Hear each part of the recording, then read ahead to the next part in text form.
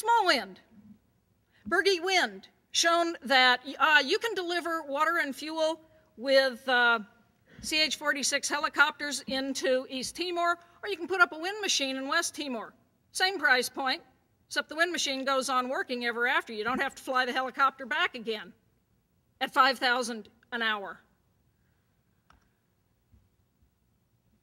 The Northwest Territories in Pakistan, where Mike Berge says they don't like Americans. He said they like me because I helped them put a windmill up.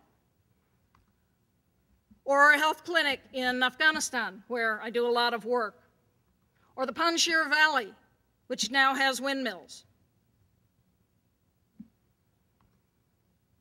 You can combine these technologies, solar with wind. You can even have a diesel standing around if you really like the smell of diesel. Oil. Oh yeah, my country borrows $2 billion a day. $2 billion a day, largely from the Chinese, who are getting a little annoyed at the value of American debt paper, to pay it to the guys in the Middle East. As Jim Woolsey, who used to run our CIA, says, we're fighting both sides of the war on terror. We pay for our guys and we buy oil from the guys who pay for the other guys. This is smart. If we want to get off oil, it's vehicles. The U.S. vehicle fleet is an embarrassment. There's no car made in this country that could legally be sold in China. But that's not the only way to move ourselves around. Lots of other options.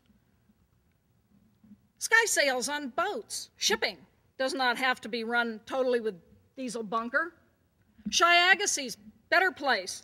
This is an ocean where you have renewably powered. Check out the side of that building. Those are photovoltaics. Charge in the batteries. You drive a car in the amount of time it would take you to fill it up with gasoline, and at the same price point, he'll swap out your battery in a fully electric car.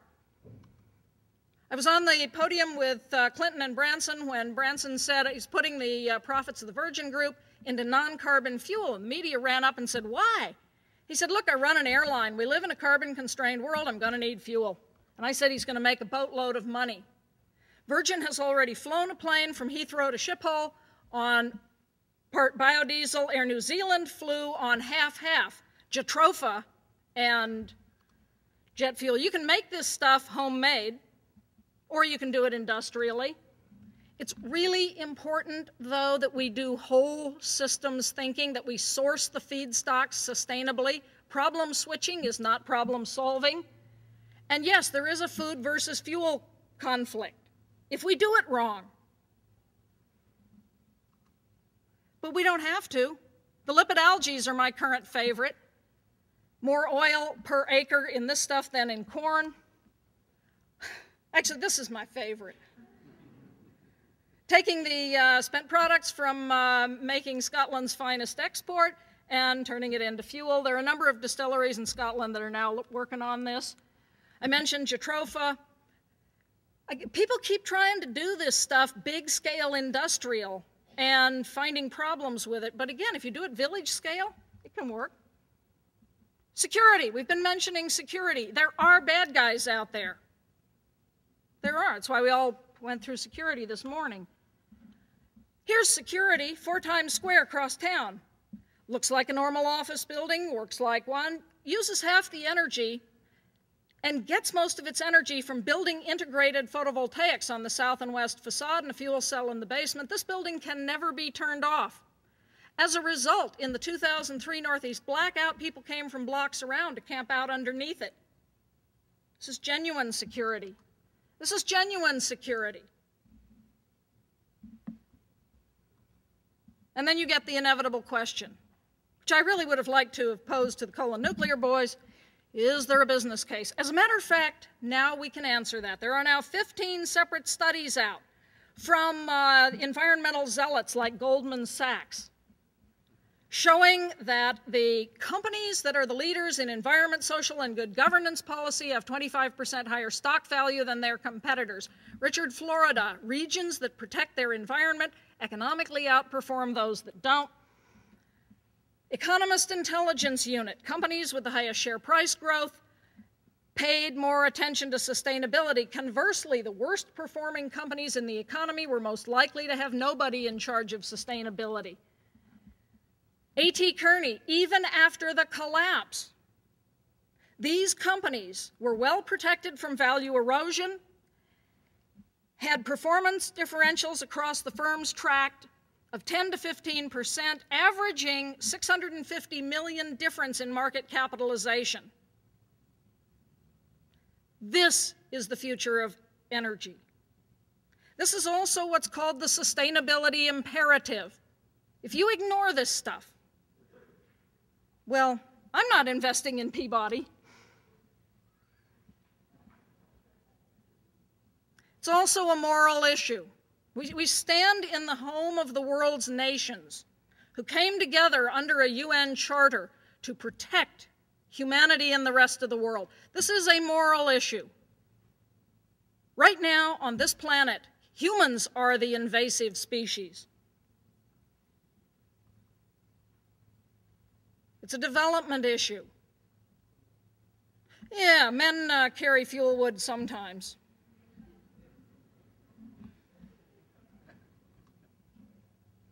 We've walked on the moon. The anniversary was just this summer. We have yet to learn to walk on Earth. And even when we went to the moon, we had to have a car. We really need to fundamentally rethink what kind of a future are we going to leave to our children. Ray Anderson, my business friend, is now going to these CEOs, Lee Scott of Walmart and Jeff Immelt of GE, and saying, when you meet your maker, what's your conversation going to be about? Next quarter's share price? I don't think so. This topic, how are we going to meet the genuine development needs of the world in ways that do not eliminate life on Earth? These are the questions for us. And you've heard this, yeah? We need policies. Sure, we need good policy. I've given you the economic case, and if we truly had a free market, this stuff would implement itself. We spend $240 billion a year at least, that's a 2001 number, around the world making the conventional energy sources look cheaper than they really are. Mr. Palmer's socialization of the costs of coal. We know some things now. Feed-in tariffs work. If you pay for stuff, you get it. If you couple energy and efficiency, you can meet the problems. Otherwise, they'll kill each other off. Practice full cost accounting. What the mercury in the fish, the asthma in children's lungs, these are real costs of energy choices. Climate change. So we need to eliminate all of these perverse subsidies. If you meet the needs of the poorest people first, poor people cannot afford a nuke. Who are we kidding here? That electricity is not going to the poor people. They can't afford it. They can't afford a coal plant. The LNG is not going to Papua New Guinea. A few jobs will, but the LNG is not. It's headed for industrial countries. Use market forces, but not a market religion. If we solve climate change using renewables and efficiency, everything else will solve itself. You've heard this? Don't take a risk. The second mouse gets the cheese. Come on, guys. Let's be like this little guy. Let's slap on a helmet. Let's go for it. Thank you.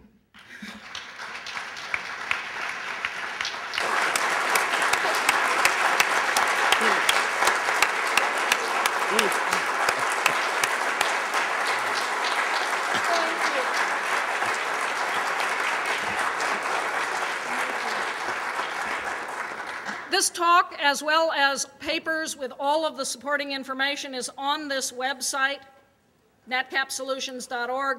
I am happy to give this talk to anybody who wants it. I'll give it to the organizers. They can post it on their website. Thanks.